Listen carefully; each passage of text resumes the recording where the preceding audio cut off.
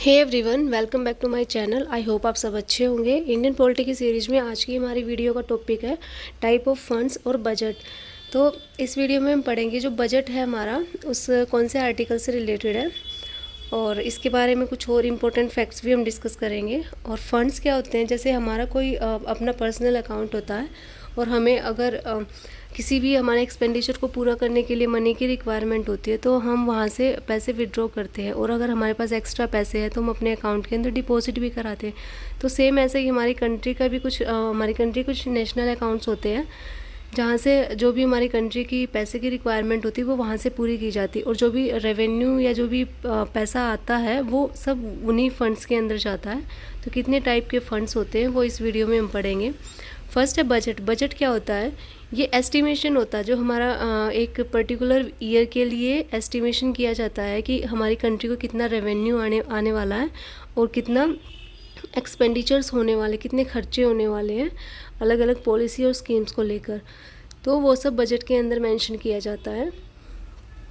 ये इससे बजट से रिलेटेड जो आर्टिकल है कॉन्स्टिट्यूशन के अंदर वो 112 है, और बजट नाम का कोई भी वर्ड कॉन्स्टिट्यूशन के अंदर मेंशन नहीं किया गया। आर्टिकल 112 के अंदर भी एनुअल फाइनेंशियल स्टेटमेंट यूज़ किया गया है बजट के लिए। जो हमारा फाइनेंशियल ईयर चलता है वो 1 अप्रैल से 31 मार्च तक चलता है। 1921 के अंदर एकवर्थ कमेटी बनाई गई थी। उन्होंने रिकमेंड किया था कि जो हमारा रेलवे का बजट है वो जनरल बजट से अलग होना चाहिए। तो 1924 के अंदर फिर रेलवे बजट को जनरल बजट से अलग पेश किया जाने लगा। लेकिन 2017 के अंदर जो रेलवे का जो बजट है उसको फिर से जनरल बजट के साथ कंबाइन कर दिया गया था। अब रेलवे का बजट सेपरेट इंट्रोड्यूस नहीं किया जाता है। नेक्स्ट है पार्लियामेंट कैन रिड्यूस और abolish the taxes but can not increase it. तो पार्लियामेंट के पास पावर होती है कि वो टैक्सेस को कम कर सकती है, उनको हटा सकती है, लेकिन टैक्सेस को इंक्रीज करने की पावर पार्लियामेंट के पास नहीं होती है। पॉलिसी कट मोशन, ये कुछ तरह के मोशन है, हमने अपने लास्ट वीडियो में भी मोशन के टाइप पढ़े थे। तो वो जनरल मोशंस थे, और ये जो हमारे बजट से रिलेटेड मोशन है वो है policy cut motion, economic cut motion और टोकन कट मोशन। ये सब बजट से रिलेटेड मोशन है। ये भी अगर कोई स्कीम अगर मेंबर्स को लगता है कोई किसी स्कीम के फेवर में नहीं होते तो वो ये मोशन मूव करा के और फिर उस स्कीम के लिए अपना डिसएग्रीमेंट शो करते हैं। नेक्स्ट है एक्सपेंडिचर भी दो तरह के हो सकते हैं। एक तो होता है एक्सपेंडिचर मेड और एक्सपेंडिचर चार्ज्ड। मेड का मतलब है अगर किसी भी एक्सपेंडिचर के साथ मेड लगता है तो उसका मतलब वो जो एक्सपेंडिचर होना है उसके लिए पार्लियामेंट में वोटिंग भी होगी और उस पर डिस्कशन भी होगा। लेकिन जो एक्सपेंडिचर चार्ज्ड होता है, एक्सपेंडिचर के साथ चार्ज लगा हुआ है, तो इसका मतलब है कि वो डिस्कशन तो होगा उस एक्सपेंडिचर से रिलेटेड, लेकिन उस पर वोटिंग नहीं होगी, वो बिना वोटिंग के ही पास होगा फंड्स से। नेक्स्ट है salary of president, chairman, deputy chairman, speaker और डेप्यूटी स्पीकर। तो इनकी जो सैलरीज होती है वो एक्सपेंडिचर ये चार्ज्ड होती है, इनके लिए वोटिंग की रिक्वायरमेंट नहीं होती है। Salary, allowances and pensions of जजेस ऑफ सुप्रीम कोर्ट। तो देखिए जो सैलरी होती है या अलाउंस हो गया, पेंशन हो गई जो सुप्रीम कोर्ट के जजेस हैं उनकी, कंट्रोलर एंड ऑडिटर जनरल की, चेयरमैन की, जो यूपीएससी के चेयरमैन है या अदर मेंबर्स हैं उनकी जो सैलरीज वगैरह होती है वो चार्ज्ड होती है कंसोलिडेटेड फंड से। यानी उनकी अगर ये सैलरी वगैरह अगर वहाँ से विड्रॉ करनी है तो उसके लिए पार्लियामेंट में वोटिंग नहीं होती है। ओनली पेंशन ऑफ जजेस ऑफ हाई कोर्ट, और हाई कोर्ट के जजेस की जो पेंशन होती है वो भी कंसोलिडेटेड फंड से चार्ज होती है, यानी उनके लिए भी वोटिंग करने की ज़रूरत नहीं होती है।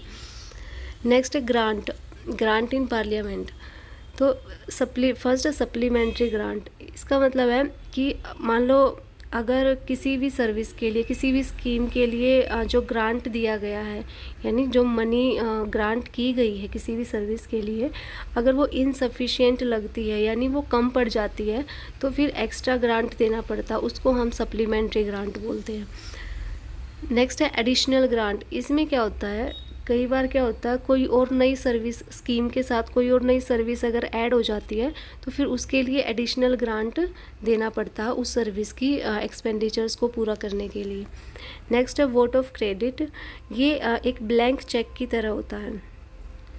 अगर कोई भी अनएक्सपेक्टेड ऐसे सिचुएशन क्रिएट हो जाती है जो जिसकी एक्सपेक्टेशन नहीं होती है, तो उसके लिए ये ब्लैंक चेक की तरह रखा जाता है इस ग्रांट को, और जब रिक्वायरमेंट होती है तो इसको यूज़ किया जाता है। जैसे अगर फ्लड, जैसे किसी एरिया में बाढ़ वगैरह की सिचुएशन क्रिएट होती है तो वहाँ पर ये जो अनएक्सपेक्टेड ग्रांट होता है वो इशू किया जाता है।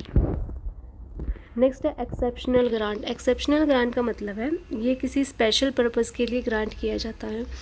Token grant if new service is added. अगर कोई नई सर्विस किसी स्कीम के अंदर ऐड हुई है तो किसी दूसरी सर्विस से पैसा ले लिया जाता है और फिर उसके अंदर जो नई सर्विस ऐड की है उसमें लगा दिया जाता है। यानी इसमें क्या है, एडिशनल खर्चा नहीं होता है कोई भी, बस एक सर्विस से पैसा निकाल कर दूसरी में लगा देना, वो टोकन ग्रांट होता है। नेक्स्ट है एक्सेस ग्रांट। इसमें क्या होता है, money spent on service in excess of what is located. तो अगर किसी सर्विस के लिए जितनी मनी अलोकेट की गई है उससे ज़्यादा अगर उसमें पैसे लगते हैं तो उसके लिए फिर एक्सेस ग्रांट होता है। नेक्स्ट है फंड्स। अब फंड्स 3 तरह के होते हैं। फर्स्ट है कंसोलिडेटेड फंड ऑफ इंडिया। अगर इससे रिलेटेड आर्टिकल की अगर हम बात करें तो 266 article consolidated fund of India से रिलेटेड है। जितने भी रेवेन्यूज़ हमारी गवर्नमेंट रिसीव करती है, जो भी रेवेन्यूज़ आता है वो सब कंसोलिडेटेड फ़ंड के अंदर जाता है, वहाँ पे डिपॉजिट होता है। जितने भी लोन हमारी गवर्नमेंट उठाती है बाहर की कंट्री से या किन्हीं और स्कीम्स के ज़रिए, तो वो भी कंसोलिडेटेड फ़ंड के अंदर ही डिपॉजिट कराया जाता है। All the money received by repayment of loan. इसका मतलब है अगर किसी और कंट्रीज़ ने या किन्हीं और ने हमारी गवर्नमेंट से लोन ले रखा है और वो उसको रीपे कर रहे हैं, तो वो रीपेमेंट भी कंसोलिडेटेड फंड के अंदर ही डिपॉजिट होती है। Money from this fund can be withdrawn after permission from parliament. तो और अब आती है बात यहाँ से पैसा निकालने की, तो कंसोलिडेटेड फंड से जो पैसा होता है वो केवल पार्लियामेंट की परमिशन पर ही निकलता है। पहले हमने पढ़ा था कि 2 तरह के एक्सपेंडिचर होंगे, एक्सपेंडिचर मेड और एक्सपेंडिचर चार्ज्ड। जो चार्ज होते हैं उस पर केवल डिस्कशन होता है, वोटिंग नहीं होती, वो अपने आप ही निकलते हैं बिना परमिशन के।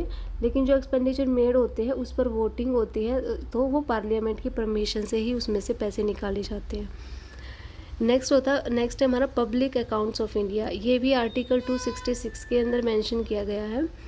इसमें क्या होता है, जो हमारी जुडिशियरी का जितना भी पैसा आता है, जैसे कोई चालान वगैरह कटता, कोई पेनल्टी लगती है किसी पर, तो वो सब जो जमा होता है वो भी ये पब्लिक अकाउंट्स के अंदर डिपॉजिट कराया जाता है।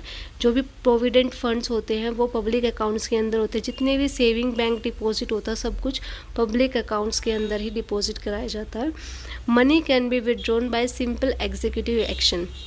तो इनको सिंपल इसमें से पैसा निकालने के लिए वोटिंग की ज़रूरत नहीं होती है। ये सिंपल एग्जीक्यूटिव एक्शन, यानी कुछ प्रोसेस होगी और कुछ ऑफिसर्स जो एग्जीक्यूटिव ऑफिसर्स होंगे उनके साइन वगैरह से निकलते हैं। नेक्स्ट है हमारा कंटिजेंसी फंड ऑफ इंडिया। ये आर्टिकल 267 के अंदर मेंशन किया गया है। ये इमरजेंसी के लिए रखा गया है ये फ़ंड। अगर कोई ऐसे अनफोर्सिन इमरजेंसी क्रिएट हो जाती है तो तब जो पैसे की रिक्वायरमेंट होती है वो कंटिजेंसी फंड से पूरी की जाती है, to meet the unforeseen expenses.